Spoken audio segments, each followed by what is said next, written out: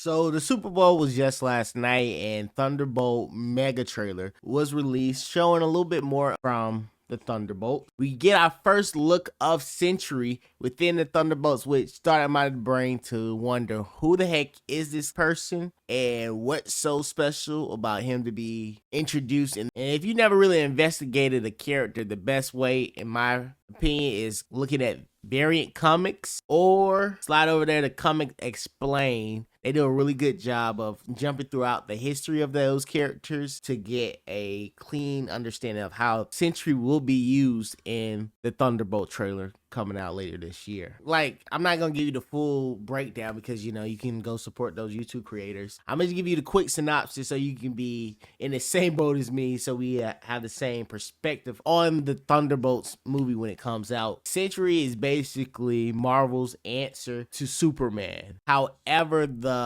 background story is a lot different. First and foremost, Sentry is not from no planet from across the galaxy like Superman. Sentry gets its powers from experiment, which unlock his ability to have the powers of 1,000 suns. How does that make sense? I don't know. We might be cooked.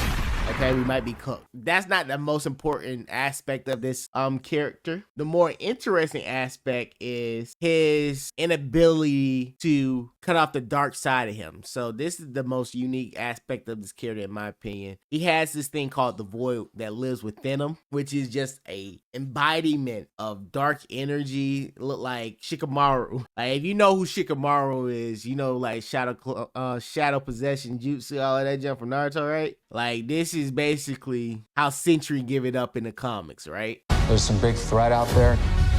We actually see it in the trailer itself. This is the shot of the void, and I don't know who woke up Sentry, but when they woke up Sentry, they also woke up the void. Yeah, it's about to go down. Okay?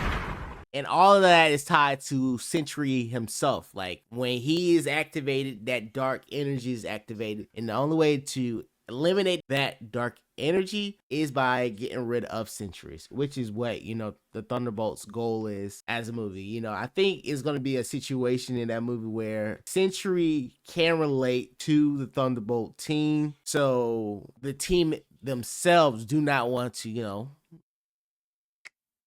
Sentry. They're gonna gotta get their hands dirty and do the right thing, which is eliminate the threat by all means. So I think that is the morality question that they're gonna be putting in Thunderbolt. But I also think they would want a character like Sentry hanging around, especially if you have an Avengers movie coming out that has huge threats like Doctor Doom or Galactus tied into it. So you might need that overpowered tank of an individual within the battle somehow, some way. So I'm interested. I hope this little synopsis of Sentry get you over the hump, the learning curve. If you need to know anything more about it, I do suggest you go check out variant comics on how powerful Sentry is.